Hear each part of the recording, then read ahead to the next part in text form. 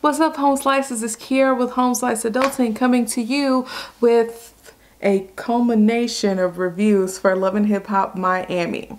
So I said in my video about the goals that I had for my channel this year was to offer more content, and one of the things that I said I wanted to do was to do reviews for a new series, and that Love and Hip Hop Miami was probably going to be the series. And the third episode came on this past Monday, and I just totally, absolutely, completely have not been on top of it. So in order to be more in line with, you know, my word, I'm going to do like a little catch-up series for episodes 1 through 3. Hopefully it's not long, but I figured the best way to do it is to go down a list of characters or a list of, you know, stars on the show that I have compiled, and just tell you a little bit about my opinion on each one of those and highlight some of their more memorable moments from these first 3 episodes. So first off, we're going to talk about the people who offer the most established star power, which are definitely Trick Daddy and Trina. And so we start off with Trick Daddy. Ever since he made that comment about how black women are basically being replaced by white women who learn to fry chicken and all that kind of stuff. And yeah, I haven't been here for Trick Daddy since then. As a matter of fact, I won't say I never cared for his music, because his music does like kind of still bump if you turn it on or whatever. But my favorite song by him is Sugar. Who's on it? Well, Lil Kim and somebody else and CeeLo are on the song with him, and I don't know why that song is just hilarious to me. She tastes like sugar, ooh, on my tongue. She's gonna give me some sugar right there on my tongue. That is my song. But nonetheless, haven't really been here for Trick Daddy. So every time he comes on the screen, like, first off, it's a little hard to look at him because he looks terrible, and everything he says is just something about him I just really don't like. So I'm not necessarily here for Trick Daddy. And then we meet Trick Daddy's wife, whose name is Joy, and Joy is just, you know, a regular schmegular looking chick. She looks nice or whatever, and unfortunately she was married to Trick Daddy, or she still is married to Trick Daddy, but they have not officially closed the chapter on their relationship. Now, here's the thing with Joy. There's no way I would be married to anybody for 4 years without trying to get a divorce. And I think she said something along the lines of sending him divorce papers or separation papers and him just not responding or whatever. And I mean, it's clear that he has the power in the relationship regarding money and resources and those type of things. But I find it very odd that they haven't talked in 4 years, and the first time they're talking is when there's a TV show involved. So Joy claims that she wanted more than money from Trick Daddy, but apparently money was all that Trick Daddy could give her. But Trick Daddy is saying, well, you haven't been able to find the things that you have been looking for. And it's like, she's still married to you. How much can she find still having you as a weight on her ankle? You know what I'm saying? Like, she can't move that far if Trick Daddy is, you know, the thing that's holding her back. Anyways, moving on. We'll talk about Trina. Something about Trina makes me feel like she's not into doing this show. She seems very over it. She seems very above it all. Kind of like the way Nene Leakes was on that one season where she had The New Normal, and she was on, you had a recurring role on Glee. She kind of felt like, you know, I'm above it all. And Trina, you're not. I mean, the way that she's very dismissive of her cousin, and I'm gonna really get into that because we're gonna talk about him next. Her cousin's name is Bobby. He is an out and gay and proud and flamboyant rapper slash entertainer. He named all this stuff that he's doing or whatever, and he is just desperate to get the attention of Trina and actually get her to kind of help him out with his career. And here's the thing that nobody is talking about, like in the reviews of Love and Hip Hop Miami. Does anybody consider that Trina is not helping out her cousin because she thinks he's a crappy rapper? I mean, I have never listened to any of his music, but if Trina does not feel that he is a skilled rapper, she's not going to put her stamp of approval on anything that he does. She's not going to give him any connections in the music industry, and she is under no obligation to do that. If you work your behind off and you built your own career, you don't have any obligation to give somebody else a leg up if you don't want to, because the act of working from the ground up is what helps you to propel you to be a better artist. So maybe another thing she's trying to do is make sure that he starts from the bottom and works his way up so that he appreciates the journey more.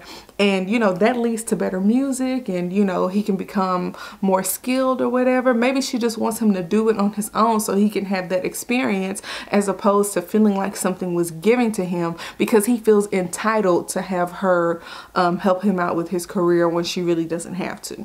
Moving on from that, I will say Bobby is a little bit over the top. I find that he is... Everybody has it, and that's another thing that nobody else is talking about in their reviews of Love and Hip Hop Miami.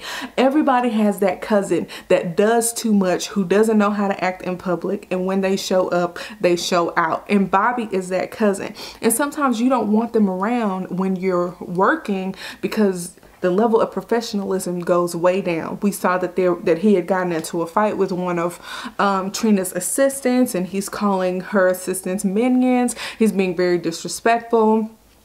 And in a lot of ways, it seems that he kind of wants to trade places as far as the respect level goes. You know, Trina said that her assistants have a level of professionalism that Bobby just has not mastered. And I mean, if you got that one cousin that always acts a fool, maybe you don't want him to be around either. But moving on, this past episode, episode number 3, we see that Bobby has a boyfriend named Jeffrey. Jeffrey is a very nice looking dude.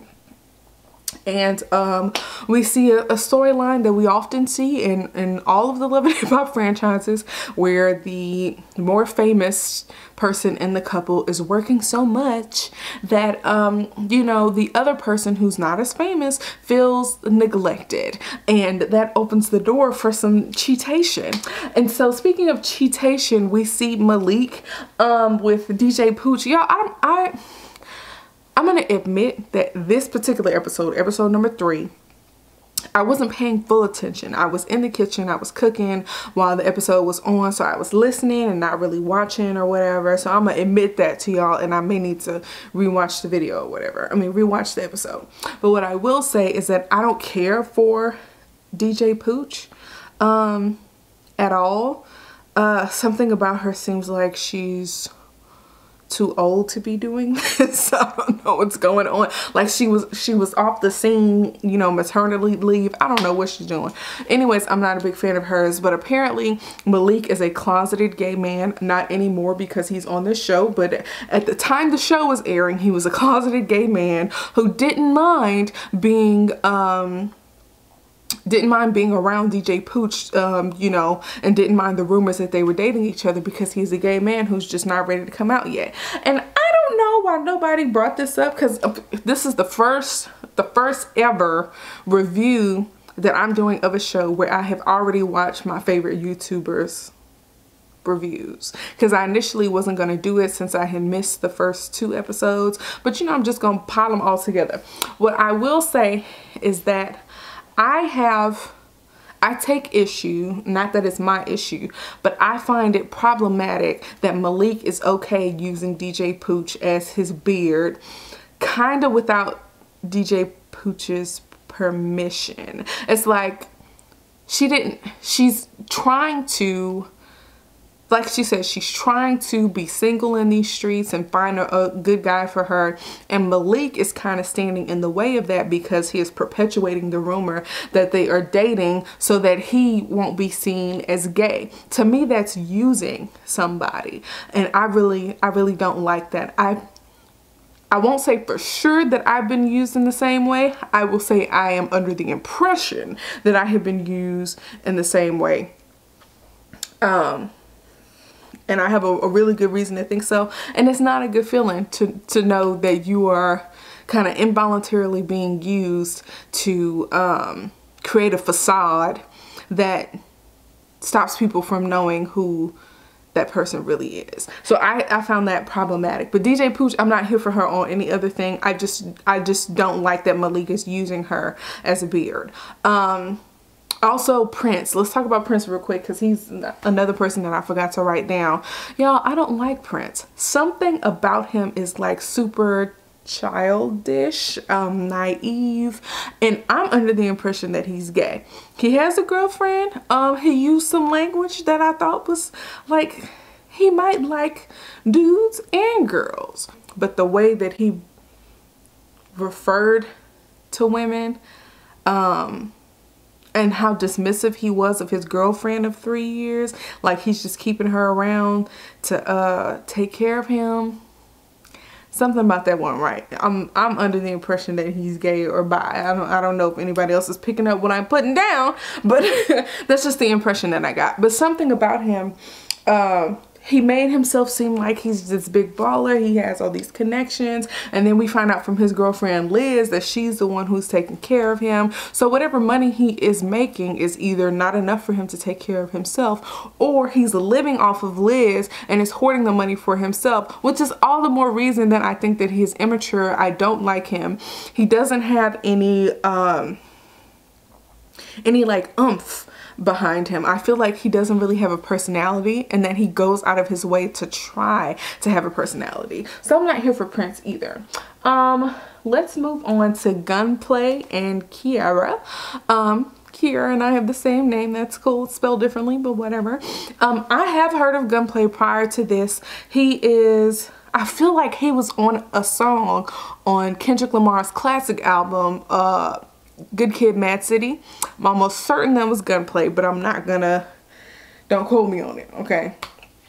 So the deal is, I like Gunplay. He reminds me, like, in the face area of Redman. And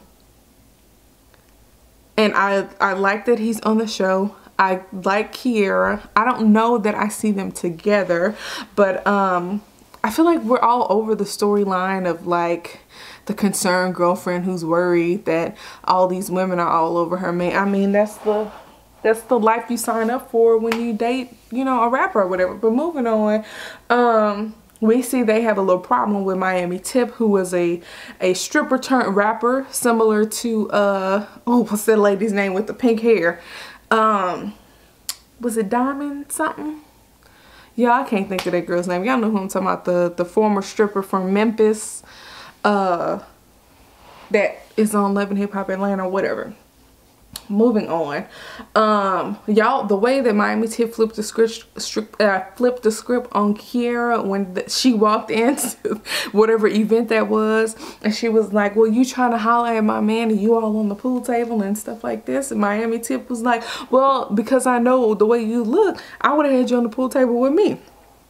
And I was confused, just like Kiara was confused. And she was like, what you talking about? And she was like, well, I don't want Gunplay, I want you. And that was so funny to me. Like, that's an amazing way to diffuse the situation. Things could have got rowdy, glasses could have been thrown. It was hilarious. And Kiara, instead of walking away mad, she walked away with a smile on her face, flattered. That was crazy to me, but you know, good on Miami Tip. So let's talk about Amara La Negra a little bit. I like Amara La Negra. I like that she is defiant of stereotypes in her own culture, which I think is great. I feel as if the colorism and the Latina community, in the Latino or Latin community, is just as bad, if not worse, than the colorism issue that goes on in the Black community itself. And I feel like her bringing this issue to light is very important. But what I found is, like, a lot of other people who are reviewing this show feel like this can't be your only storyline. Let's, you know, round you out instead of making you, instead of making you Angela Davis, let's make you a person who is well-rounded. We want to hear about your music, like not just focusing on this colorism issue. So I really like her. I think she is beautiful. A lot of people say she looks like she's in blackface, and I agree that she looks like she's in blackface, but of course she's not. I think the thing that makes her look like she's in blackface is the contacts. The blue contacts, or whatever color they are, make her eyes look as if she is not black, because a lot of black people have a brown shade of eyes, like hazel or darker. So it just makes her look like she is in blackface when she wears the contacts. So I'm interested to see what she looks like without the contacts. But because she's young and not Kenya Moore's age, we're not gonna get on her too bad about the contacts, but I feel like she should outgrow them at some point. Anyways, and so we have Yo Hollywood, y'all. I have no time for Yo Hollywood. I have no time for him. I have no time for him. The same way that I don't have time for Veronica Vega, because together they are two, idiots. Yo Hollywood is ignorant, and he, to me, intentionally was trying to insult black people. So here's the thing: when he had that exchange with Madeline Agata, where he called her a Nutella queen and all that kind of stuff, I think that he was okay insulting the black part of Madeline Agata because she is Latina, and kind of felt like he could get away with it, not realizing intersectionality, is that the word? Basically intersectionality, if I'm pronouncing the word correctly, I'll put it on the screen or something like that, is when you identify with all the different parts of you and not just one. So in addition to being Latina, Madeline Agata feels like she is black as well. So if you insult one part of her, you are insulting her. So to me, I don't have time for Yo Hollywood. I don't like him. I'm not interested in him at all. He just rubbed me the wrong way initially. And I mean, talk about a bad first impression. Like, for a lot of America, this is the first time that we're seeing you and you're insulting black people. Mind you, you're in the hip hop industry where a lot of hip hop artists, the majority of hip hop artists, are black. So if his business is hurt because of this whole thing, I hope it is. So moving on, whatever. We'll talk about Veronica Vega. She has this very, like, she has the appearance of a person who is very tough. The things that she says are not things that you would think that she would say. She has music out. I don't think I had ever heard of any of her music. But here's the issue that I have with Veronica Vega, is that something about her seems like she'll do anything to get what she wants or to get ahead. And the fact that she's willing to go on a date with Yo Hollywood and entertain a relationship with Yo Hollywood after the colorist and racist remarks says something about her. Like, it came off that she's making this connection to Yo Hollywood in order for him to make an apology to Madeline Agata, when that's what it looks like on the surface. But underneath, I think she's trying to make a connection with Yo Hollywood for her music purposes. And she's going to use the fact that he is interested in her to do that. So to me, it's very snakish. I feel like she's not a real friend to Madeline Agata, and they're going to get into it. We've seen previews that along those lines. Next, we'll talk about Pleasure P, Pretty Ricky, and Shay Bucky Johnson. So a lot of people are over Shay, and they're tired of seeing her, franchise hopping and hopping from one guy to another to get back on the show. I mean, she's doing what she has to do. I'm not mad about that. I'm not mad about her wigs. So I think it's interesting that she's made a career out of reality TV or whatever. So her and Pleasure P have been dating for 2 years. And Pretty Ricky is getting back together, and I want to know who asked for that. I can only think of like 2 songs that they did, and I can't even think of the lyrics to the second song that I know by them. So I'm trying to figure out who was demanding a reunion of this group of dudes. I mean, like, I'm here for a B2K reunion. I'm not here for a Pretty Ricky reunion. I mean, Grind With Me was like a hit, okay? I'm not gonna deny that. But it was 4 average looking dudes singing nasty songs, and it's like, who wanted them to come back together? But by all means, get your money, man, okay? Y'all, Baby Blue is funny to me. So to me, Baby Blue is the voice of the audience when it comes to Pleasure P or whatever. And so when they have a conversation about how Gabby, Pleasure P's ex-girlfriend from Jamaica, is trying to enter back into his life, he said the same thing we all were thinking. So now that Pretty Ricky is getting back together and it is confirmed, you are entering back into my life, even though you left my life at a time where I needed you the most. And you know, he brought that up. And I was like, you know, I like Baby Blue. He's good. Spectacular, still looks spectacular. He looks just as good as he did back in the day when Pretty Ricky first came out. I think we all remember that little video he did. He was just grinding in front of the camera for no reason. But whatever. Moving on. We'll talk about, Shay. I think Shay really cares for Pleasure P. I think that she does not deserve the fact that Pleasure P is splitting his time between Gabby and her. I feel like it was inappropriate for him to lead Gabby on and say, well, let's just see where your head is at. You have a whole girlfriend on a whole TV show. Okay, so I don't understand this whole scene where your head is at. And then when Gabby pops up, y'all, Shay must have played baseball or something. She threw that ice cream cone square on the girl's face. It was so bad. It was kind of funny. It was an interesting way to end that episode, so I thought that was hilarious. And I don't have much to say about JoJo and her family. They just have family drama that I think maybe shouldn't be on TV, maybe, because everyone is questioning what JoJo's father does for a living. Like, how did he get so much money? How did he earn his fortune? She didn't say, and I'm not gonna ask too many more questions about it. But anyway, this has kind of been my review or overview of all of the characters on Love and Hip Hop Miami. My camera is about to die. So thank you guys for watching, and peace out, home slices. I will be on time for the next episode.